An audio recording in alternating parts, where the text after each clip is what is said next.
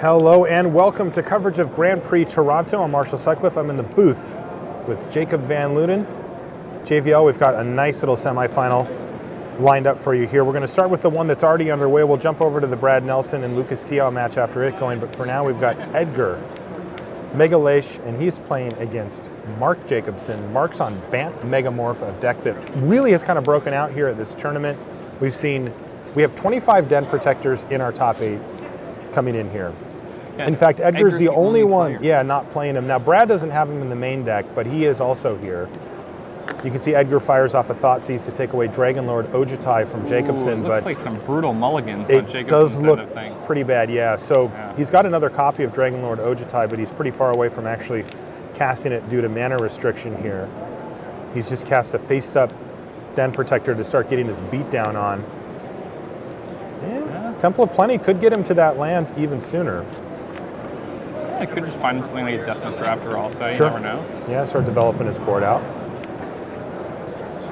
Now this matchup, in this situation, obviously, Mark has taken a lot of mulligans, and it's therefore going to be a huge disadvantage. He's going to need some tight draws to get out of it.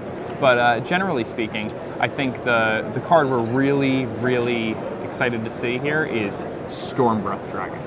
Stormbreath Dragon is a nightmare for Mark Jacobson. And yeah, you know, one of Mark's teammates, I had a chance to interview him earlier, Ben Whites. He said that his deck is really, really, really soft to Stormbreath Dragon. Okay, let's jump over to the Brad Nelson Lucas Siao. We're of course going to keep you updated on all the doings here, but I want to get the early stages of this matchup here as we see Lucas Siao firing off. Looks like a Thoughtseize on Brad Nelson here on Lucas's first turn of the game. And it looks like Brad has a pair of Abzan Charms there, a Rakshasa Death Dealer, a Thoughtseize of his own, and a Siege Rhino in addition to a few lands. Yeah, Lucas Siao is on the play here as the number 5 seed. Brad was last seed at number 8. He drew in the last round. He said he felt like he was 98% to make the top 8, and he got in easily.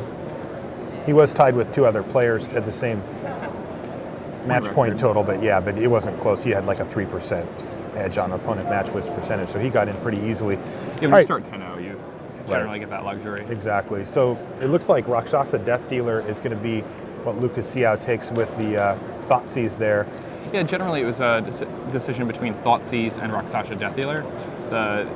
You really want to take the wind out of Brad's sails, because as the game goes longer, Lucas's deck is better set up for that because he has those main deck Den Protectors. So, I mean, by taking something like Death Dealer, he assures that Brad's not really going to be applying any early pressure on him, and then he can work the game to the point where he's looping removal spells where Brad cannot. It's also worth noting that Lucas has main deck Elspeth, where Brad does not. Brad, however, does have Rock, which matches up pretty nicely against the Elspeth. Okay.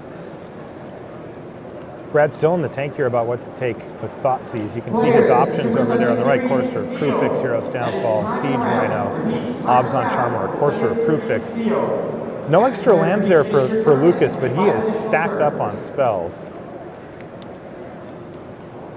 It's going to be Obzon Charm that Brad Nelson takes as he hits his second land drop here, and he's going to scry something to the bottom of his deck. Is there a land on top here for Lucas? No, but there is another Thoughtseize, so he's going to really mess up Brad's plans here, at least in the early stages.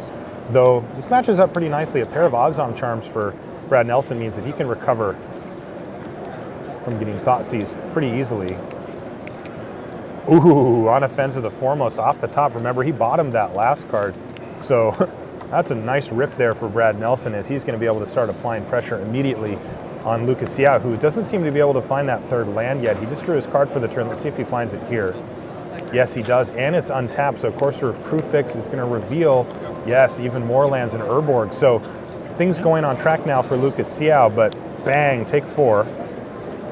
It's a quarter of his remaining life total, and of course the Siege Rhino to follow up means that Lucas Siao's life total plummets down to 9.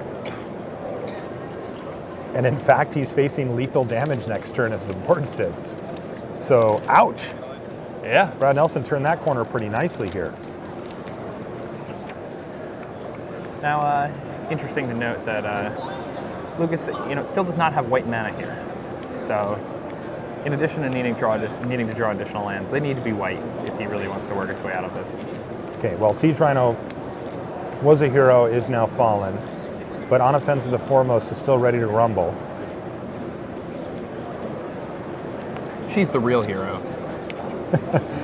She is right here as Lucas is falling down to 6 life just. Randy, you got an update for us? Yeah, Edgar Magalhaes with his Mardu Dragon stack, just Storm Breath Dragon. Mark Jacobson's kind of, I'm not sure what I'm going to do about that. Oh, here's the second Storm Breath Dragon.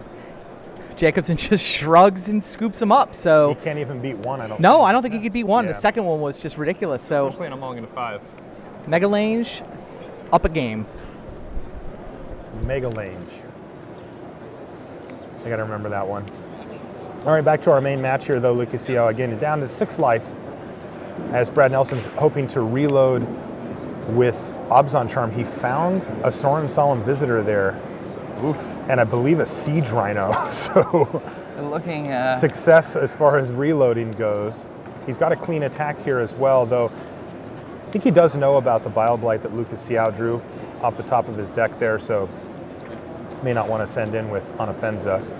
Well, I mean, if he does have a removal spell, he could send with the Anafenza, and then when Lucas goes for the, I guess Lucas will go for the Bile Blight first. Well, I guess he gets the 2-for-1, right? Because he gets to use the removal spell on the Courser and also get the Bile Blight. How do you mean? Well, if he attacks with Anafenza, and then Lucas tries just to blocks. use the Bile Blight and the Courser, then He'll just block, right? Lucas will just be like, block. what if he attacks with the Anafenza? Not necessarily. Like, there are a lot of different things that could happen. You know, like if he he's obviously attacking with the Anafenza. You know.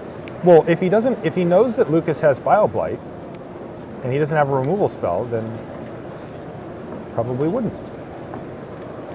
Right? You can make it so that Lucas's Bile Blight gets stuck in his hand.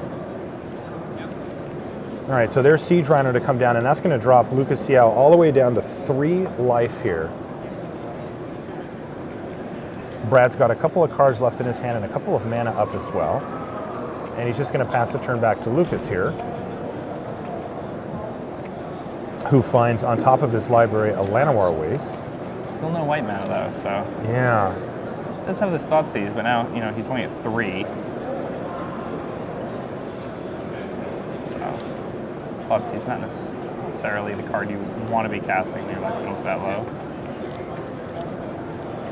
Brad Nelson has set up lethal. Again, though, the Bile Blight kind of throwing a wrench in the works here for Brad. Because they did find the removal spell now, so now. Well, but now there's another Courser that he has to deal with. So he can remove one, attack with both, he can get chumped, and then the Bile Blight can shrink down the other and keep Lucas alive. Also, Lucas is now at 5. Yeah, I mean, he's not going to win the game this turn, but No. but he wins the game this turn. You know, the game's not over, but he wins. Yeah, he's also got other spells in hand, too. Okay. So this way, Lucas Yao would fall down to just 1. A card like another Obzon Charm would do it here for Brad. He could just kill Lucas. Dromica's Command would do it. Yeah. Lots of cards that do it here. Yeah. But instead, I think it's going to be Hero's Downfall on one of the Coursers. That lets Brad keep his Siege Rhino alive, still get Lucas down to 1, and still have 2 lethal threats. Make that 3 lethal threats. Yeah, and I mean, that's really nice because they're, you know, Brad picks up a Courser Crucifix and a Bile Blight for a single card, just a Hero's Downfall.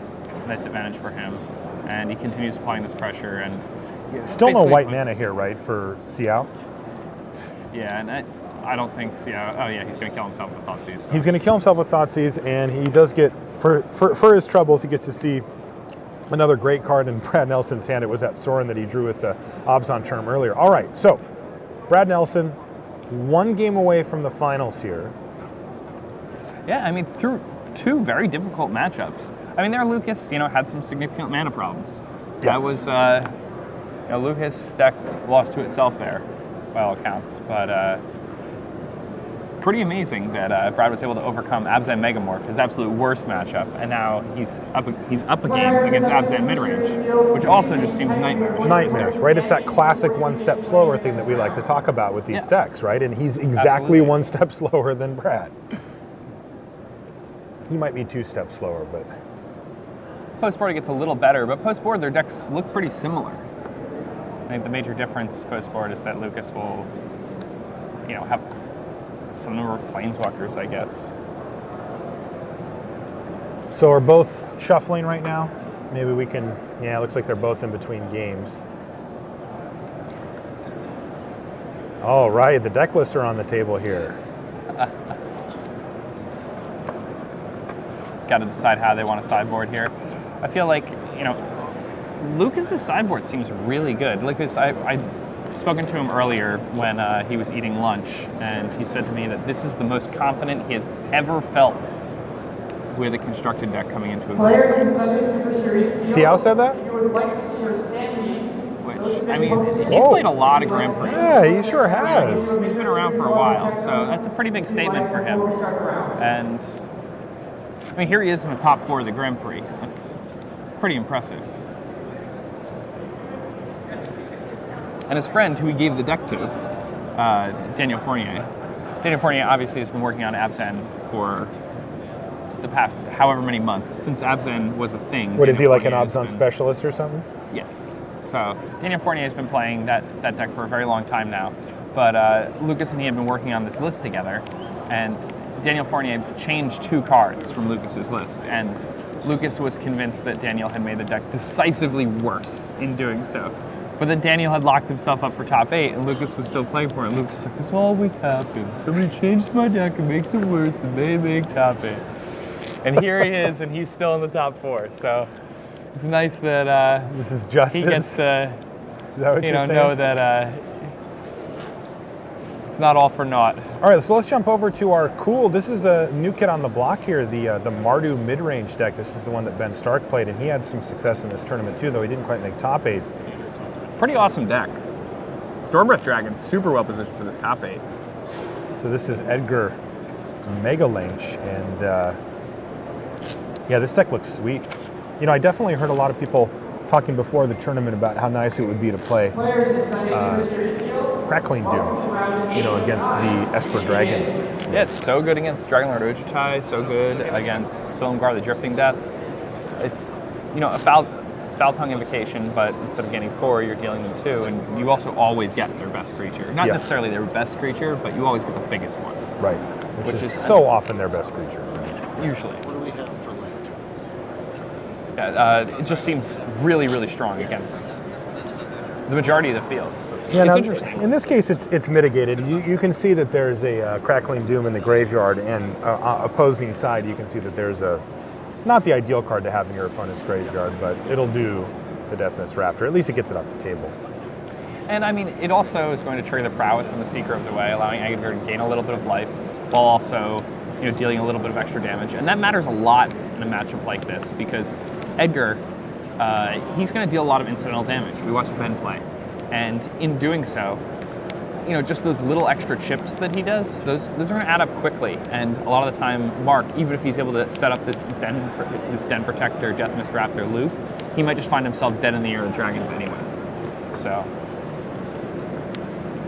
pretty important to apply early pressure like that. All right, let's jump back over. Not a lot going on here in the early stages of this game. Edgar's up a game, but they are back underway on our main match, so we're going to follow that one to the end, and then we'll check back over on these gentlemen. So here we go. Brad Nelson versus Lucas Siao. Brad takes game 1, looking to try to pick up a GP victory here. And Den Protector immediately trumped there by Fleecebane Lion.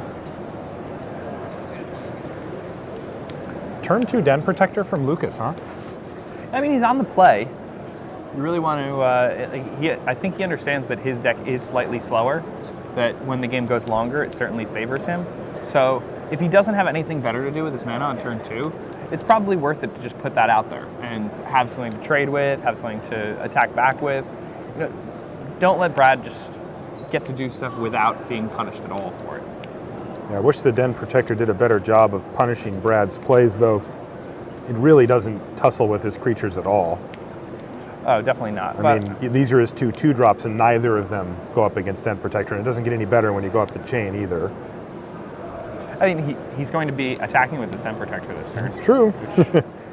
I don't know if that's what Lucas wants to do, but he certainly has to here. It would otherwise be stranded in his hand, though. It's true. So I don't think he's going to have time to loop a Den Protector against that type of start from Abzan aggro. Okay.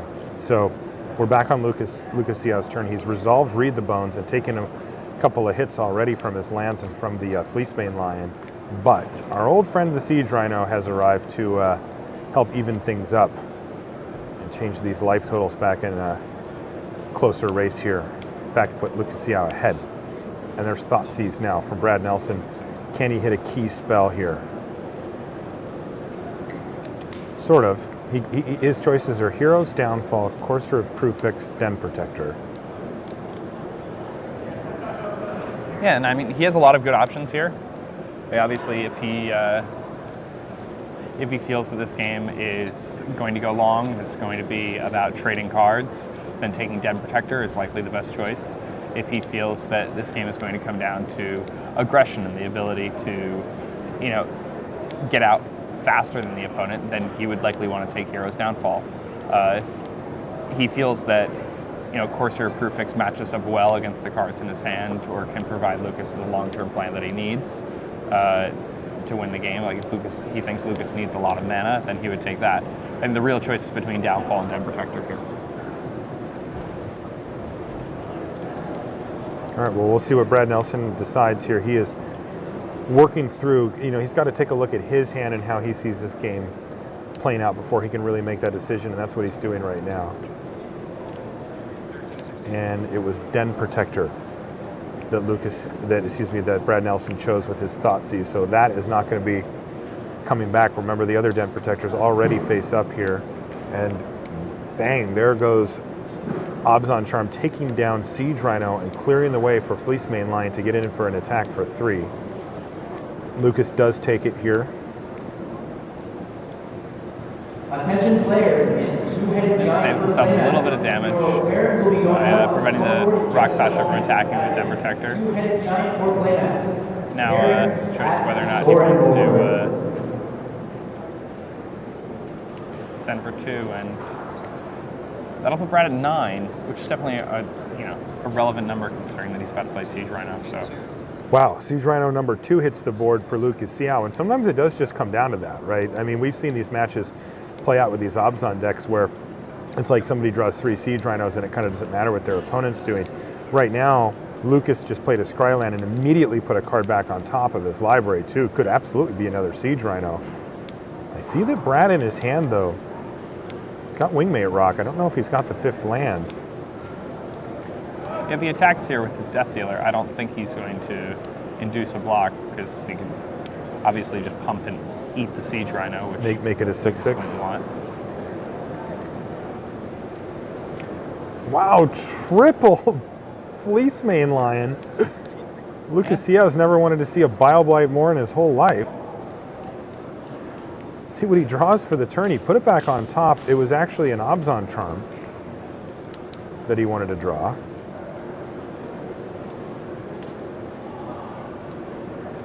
This is a bold move by Brad Nelson. He's been a 4 also, which means, he just needs the shields to be up.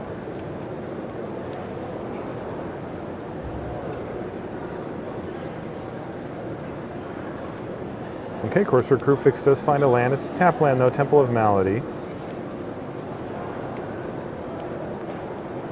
Ooh, and there's a Crux of Fate seated on top of the library there for Lucas. Does feel like he isn't super incentivized to sweep the board, but those Fleecebanes are threatening. If they start going monstrous once a turn, well, that Crux of Fate gets a lot worse. The major issue though is like right now, it's kind of just breaking even. If he has a card like Crux of Fate. All right, so Brad Nelson untaps. Does he find a land? Yeah, I think he found a Windswept Heath in there somewhere. Now it's interesting because now Brad knows about the Crux, so it makes it much more difficult for him to pull the trigger and actually play something like Wingmate right here. Yes, he's dropping down to 3 life here.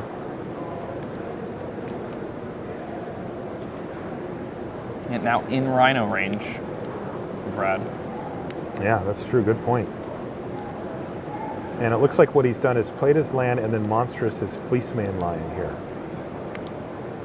So Brad taking a defensive stance here. You said it, he's in Rhino range, but Lucas doesn't have one currently. But he could just be one draw step away from evening things up with Brad Nelson. There's the Bio Blight. Oh, it's going to be too late. It will be too late. He could kill one lion with it if Brad wanted him to. Otherwise, Brad's going to have mana to monstrous another Fleece Mane lion. And I think Brad's just kind of saying, look, if this is the plan that you're going to have, Lucas, I'm going to start monstrosing these Fleece Mane lions and just put up an impenetrable wall. And that's game over, I think, right? Oh, no, it's not game over. No, The Fleece Mane's a 4/4. I was thinking that he could just put 2 +1/+1 counters on Dead Protector and attack unblockable, but... he can't quite, Does but not he's work still going to like do a that. lot of work this turn. Bio Blight taking down 2 of the 3. Yeah, and this, now this is Den Protector has to be lethal. blocked by Raksasha, and then he's a trample guy. Yep. Well, yeah, much so damage. the deal was that Lucas's draw, as you can see, the fatigue is setting in on Lucas, and he's just like super, super relieved to have picked up a game there. Get it together, Lucas. A couple more to go.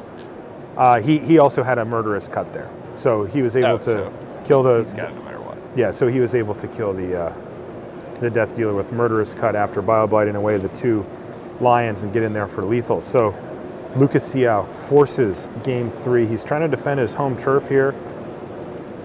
Canadian doesn't want to let the American Brad Nelson come in here and steal a GP from him and his countrymen. So see if we can get a little fight there.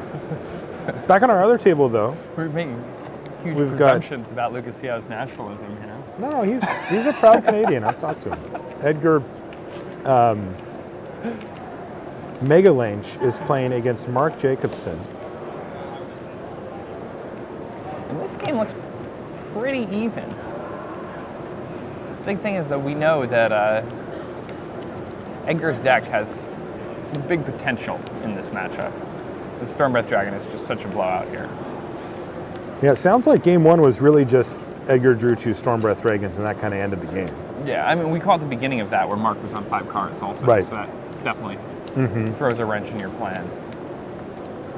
Here's a very big wrench being thrown into Edgar's plans here. Surak, the Hunt Caller, is hit the battlefield and received the benefits of haste and is crunching in there right now for a full 5 damage. Now Edgar can certainly take the hit at 26, Hey, he but might I have think a he's better going to idea. line up a blocks because I think he's got a Crux of Fate in his hand.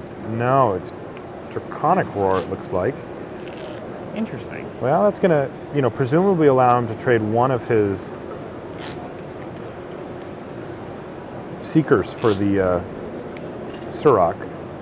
Oh, here's Valorous Stance, though, which is going to give Surak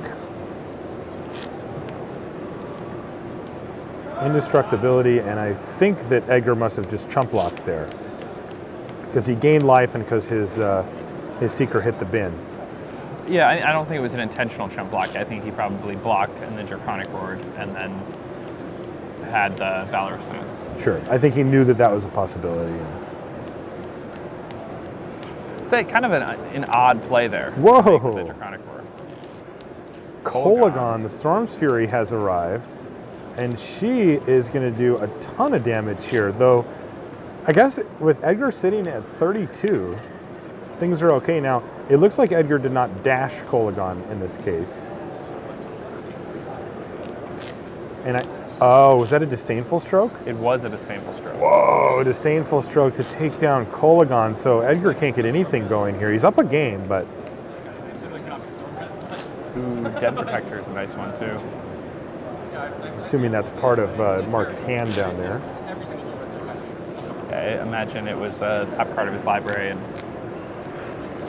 he just drew it, and now He's got left the it Courser. revealed, and yeah, now he's going to play it face down. I'm playing that face down is pretty powerful here because now you have Disdainful Stroke in your graveyard. You can just flip it up and grab that Disdainful Stroke if that's what you need for a given situation. If your opponent tries to kill your morph, then you can just flip it up and grab Valorous Stance and Valorous Stance it. Basically just a perfect card given the situation. Yeah, it's got a bit of a toolbox feel to it in the later part of the game where you have a whole bunch of different types of spells in your graveyard anyway. Yeah, especially in this Bant Megamorph deck where you have access to counter magic. Yeah, Makes it's it really insane. exciting, you know. He's going for it right now. New Magic players in the Sunday Super Series. He's got another Den Protector. All right, so we've seen this loop before as well. Please finish your turn, and then there will be 5 I imagine flipping it right now probably means that he has maybe Counter Magic already in hand, because Edgar's at such a high life total that I don't think he would just be doing this for pure damage right away. Well, speaking of damage, he is getting in there. So in comes all available attackers.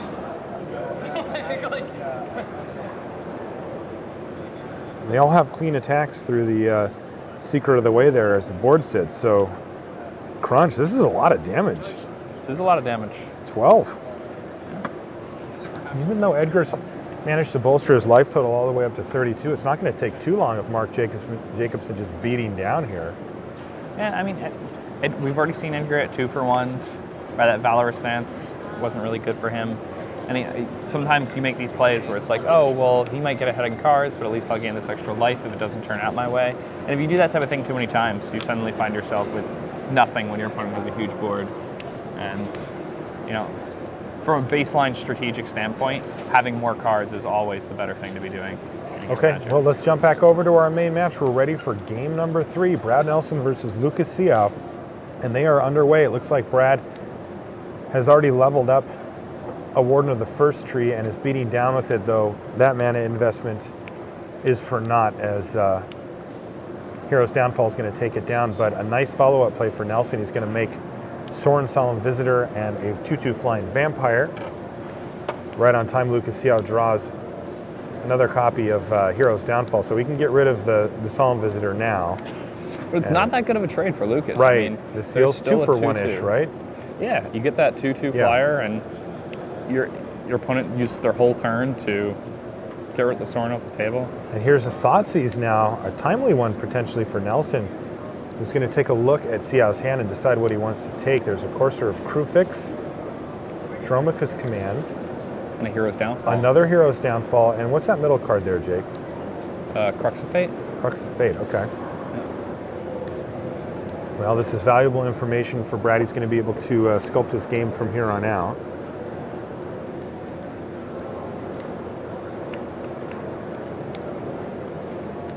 This is difficult. I mean, again, tons of options here for Brad. If he thinks that he really needs to commit more cards to the board to take over quickly, then he'll probably want to take something like Crux of Fate. If he's planning on, setting up to tap out for a big threat after the Crux, then he'll probably just take something like Downfall. If he has, some type of enchantment, then he might want Dromica's Command. But he goes ahead and takes Courser of Crufix, which seems like it's the only threatening card in Lucas's hand. He strikes right in the heart of Lucas Siao, too. He wanted that Courser. Absolutely. I mean, the thing is that here Brad plays a Death Dealer, which matches up very nicely against all of the reactive cards that are in Lucas's hand. And now Lucas has no way to create a board presence because the only creature that was in his hand was Courser of Crufix. So he has no Planeswalker, he has no creature, he just has, Crux of Fate and Hero's Downfall, and all these cards that are just miserable against Rakshasa Death Dealer. Yeah, Rakshasa Death Dealer does serious work, and Brad's got enough mana to Thoughtseize, cast it, and leave up Regeneration all in the same turn. And he's going to start going to town with that Death Dealer. And there is face down more for Lucas Siao. Lucas finding a Den Protector. That's a pretty nice one here. Don't think you'd be too disappointed with that.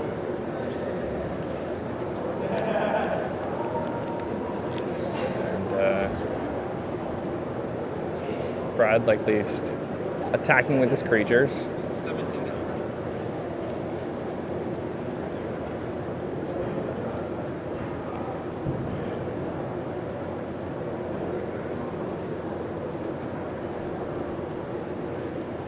That previous Thoughtseize.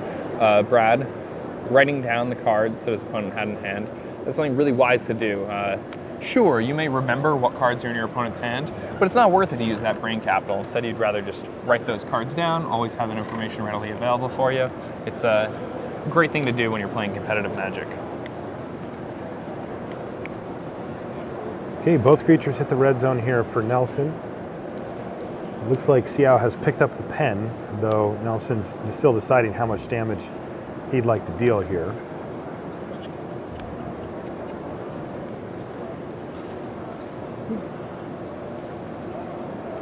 I believe I saw another copy of Sorin in Brad's hand, but I doubt that's his play because he may have just pre-combated that. He's going to pump the Death Dealer to get in there for 6. And that's going to drop Lucas Xiao down to 11 as Lucas flips up Den Protector on end step. Brad's left 3 mana available, but he decided not to cast anything with it. At least not yet. Seems reasonable. I mean, he certainly doesn't want to overcommit to the board and lose to the Crux of Faith that he knows is in Lucas's hand. But at the same time, he also, wants to maintain a lead because he's pressuring Lucas. He's at a higher life total. Right now, his board lets him do that.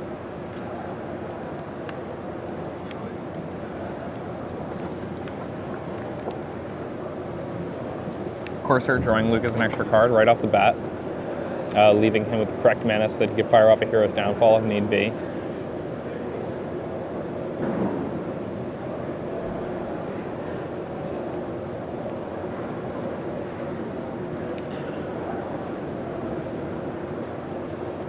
Lucas is pretty stoic when he plays, and then once the match ends, you see how he really feels. Absolutely true of Lucas. All right, so Brad does nothing with those other mana except for leave it up for his Rakshasa Death Dealer, which he doesn't end up needing here. And I can definitely get behind that. I mean, he wants to assure himself that he's not going to lose that Death Dealer because it's so dominant considering what's in Lucas's hand.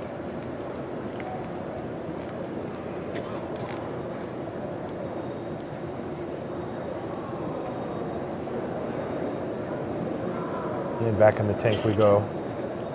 Again, he has a few different plays here because, if he attacks with both of his guys,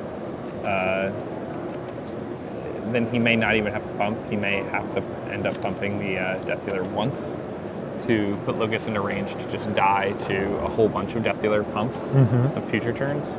So he can effectively force the issue on Lucas and kind of create a pseudo Sorin emblem with his Death Dealer. Right, where he attacks, chump block, attacks, chump block, yeah.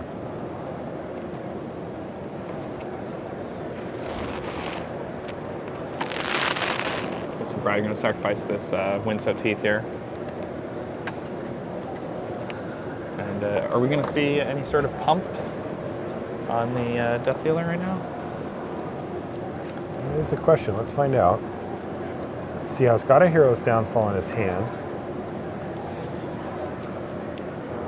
The Death Dealer can be regenerated through it, but it does make Brad's mana use a little bit awkward as he's got to leave up certain colors of mana, even going into Lucas Xiao's turn.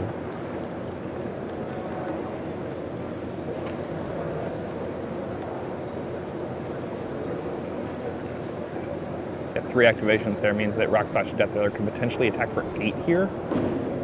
A lot of damage. It's a huge chunk. Lucas Xiao down to only 12. And this game has slowed a little bit in pace.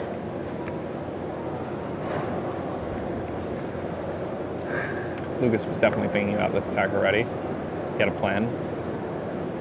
Let's see what it is.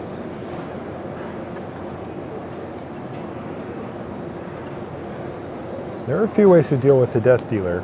And you know what? Brad's not buying it here. He doesn't want to get it pumped and have the thing get killed. He's just going to play another one.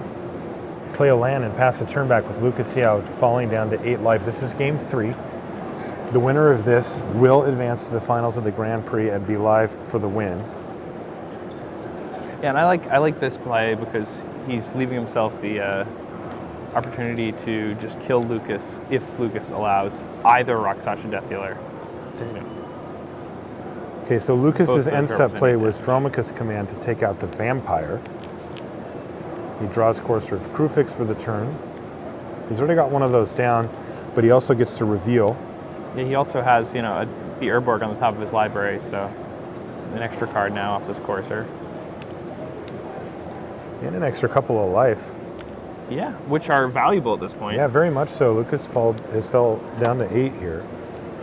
Yeah, so these Rakshasas no longer just lethal with single attack. Lots of Corsair crew fixes for Lucas Yao.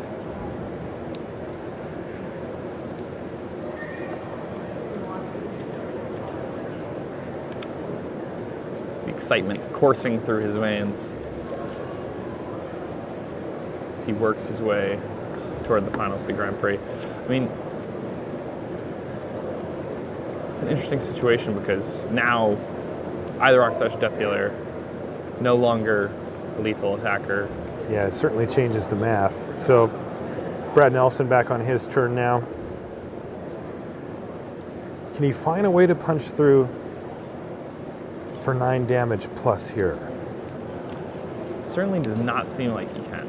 Lucas Yao seems to be in his element here, hiding behind 3 creatures and looking to just keep drawing cards and generating value for himself here, while Brad is trying to find a way through the labyrinth here. And having to leave up in all this mana for Rockstash Death Dealer has proven to be pretty detrimental to Brad's game plan here.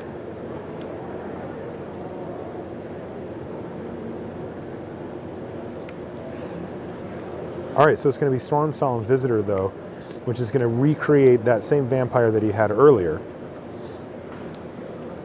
And this time he also gets to leave open regeneration mana for a Death Dealer. For one of his Death Dealers. Okay, so Brad's back on board with the clock here as the 2/2 flying vampire can start chipping away at Xiao's life. Now that we see that there's a Siege Rhino sitting on top, it's going to make that more difficult. The 3 life point swing is going to matter. It looks like Lucas is going to start getting 3 points of life just from playing lands if he plays his 3rd Corsair here. Wow.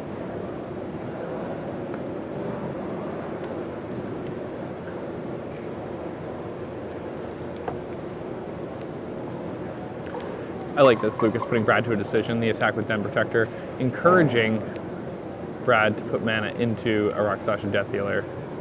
Looks like Brad's going to say okay to that. He's already blocked.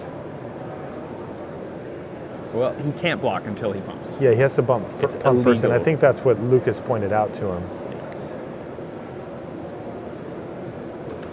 The purple arms of Rockstash Death Dealer.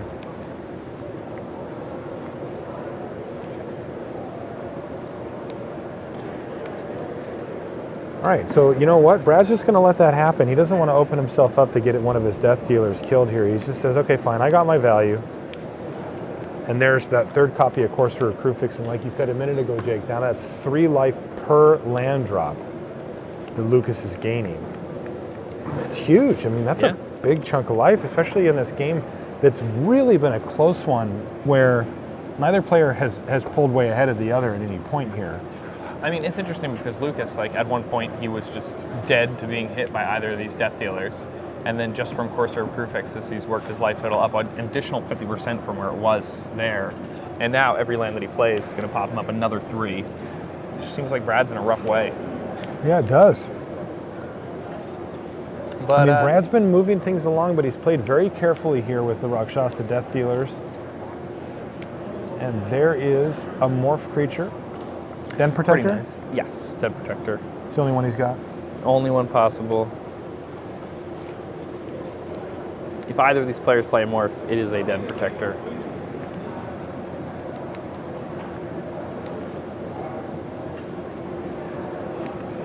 So Brad starts getting in with this vampire. He may end up making another vampire token this next turn and have 4 points of flying in the air. He needs a plan.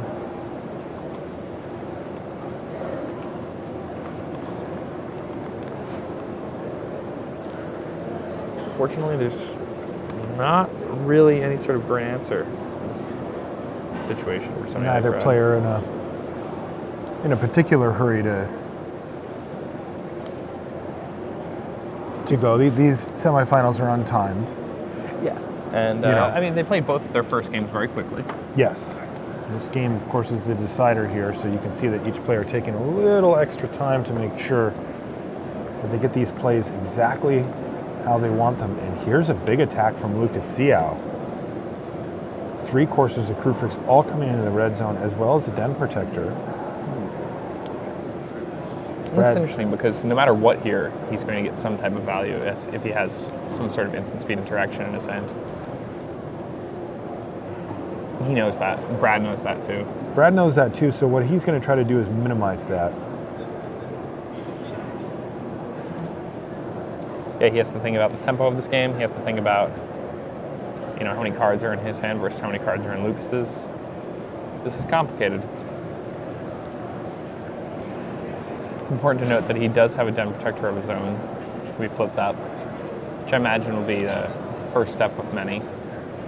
It may even end up being a trade with the other Den Protector. Right, there it is. Den Protector is going to get back Sorin Solemn Visitor, which can, of course, gain Brad Nelson a ton of life on the backswing here, potentially.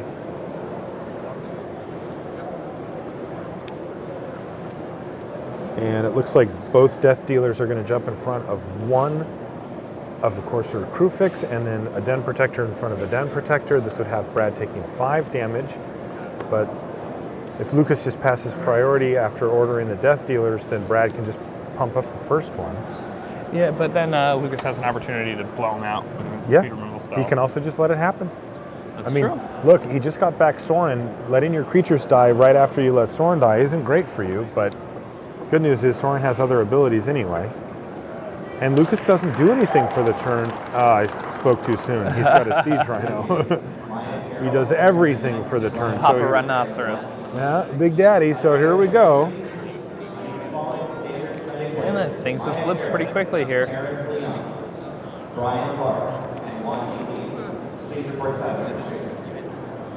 There's no shortage of power in a card like Siege Rhino. The trample on it really just pushes it over the top for me. Yeah. Like, come on. It's offensive. What is that?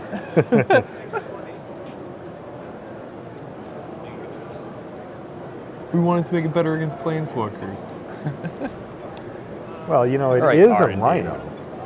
It is a Rhino. I guess it's hard for a Rhino to not if have a Rhino trample doesn't have from a trample, flavor what does? perspective. Yeah, it's a. You gotta factor in everything here. Good point. All right, what do we got? Is it Sorin? It is. All right, Sorin Solemn Visitor hits the table and pluses this time. There will be no Vampire made this turn. So, +1/+L and lifelink to the creatures on Brad Nelson's side. Brad's down to 6 life.